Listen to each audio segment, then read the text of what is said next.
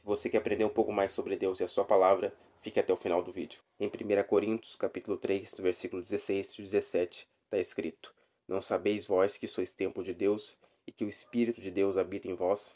Se alguém destruir o templo de Deus, Deus o destruirá, porque o templo de Deus, que sois vós, é santo. Todos os seres humanos são casas espirituais. Assim como numa casa normal, terrena, física, habitam pessoas dentro, assim também é conosco. Ou habita o Espírito Santo de Deus, ou essa casa está propícia a receber espíritos malignos. Aqui, nesse versículo, deixa claro que somos templo do Espírito Santo de Deus. O Espírito Santo de Deus habita dentro de todo aquele que segue ao Senhor Jesus. Quando você aceita Jesus como Senhor e Salvador da sua vida, o Espírito de Deus vem habitar dentro de você. Nós, seres humanos, fomos feitos de corpo, alma e espírito.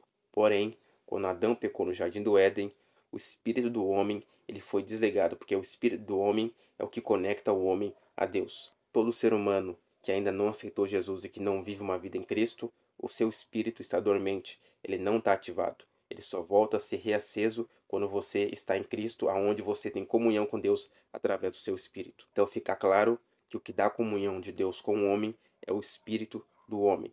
Porém, quando você aceita Jesus, o Espírito de Deus vem habitar dentro do seu espírito e você se torna um apenas com Deus.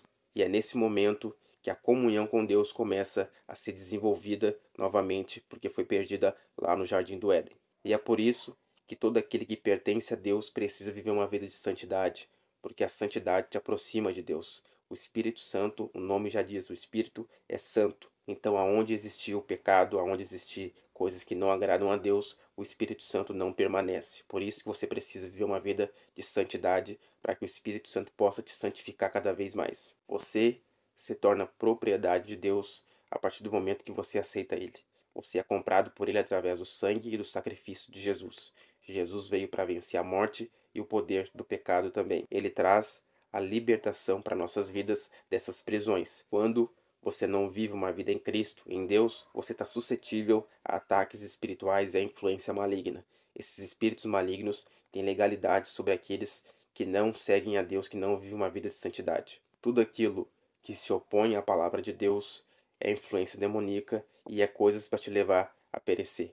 A morte, ela é um espírito, e quando você vive no pecado, ela tem direito sobre a sua vida, tanto a morte física como também a morte espiritual. A única forma de você se tornar um templo de Deus é você vivendo uma vida em Cristo, onde o Espírito de Deus vem habitar dentro de você.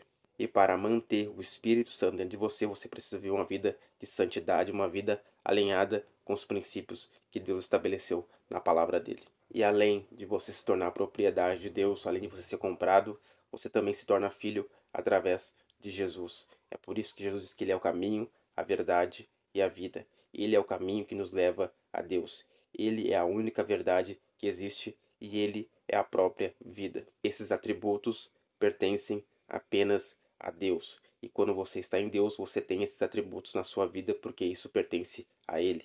E o Espírito Santo nada mais é do que o próprio Deus. Deus, ele atua de três formas diferentes, mas ele é uma pessoa só.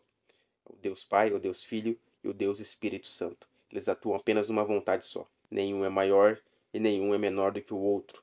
Todos eles são apenas um. Se você for ver em Gênesis, o Espírito Santo ele já pairava sobre a face das águas. Mas no Antigo Testamento, na Antiga Aliança, o Espírito Santo repousava apenas sobre algumas pessoas. Mas em Joel, Deus prometeu que enviaria o Espírito dele sobre toda a carne. Ele derramaria. Ou seja, em Atos dos Apóstolos se cumpriu essa promessa que Deus fez e o Espírito dele habita dentro de todo aquele que aceita Jesus. Ele derrama sobre toda a carne que está em Cristo Jesus. Jesus veio para estabelecer a nova aliança de Deus com a humanidade. Jesus é a nova aliança. A antiga aliança era o Antigo Testamento. A nova aliança é o Novo Testamento que Jesus veio para cumprir a missão e estabelecer essa aliança. Se você gostou desse vídeo, curte, compartilha, comenta para que outras pessoas sejam alcançadas pela palavra de Deus e que Jesus abençoe você e a sua família no nome de Jesus.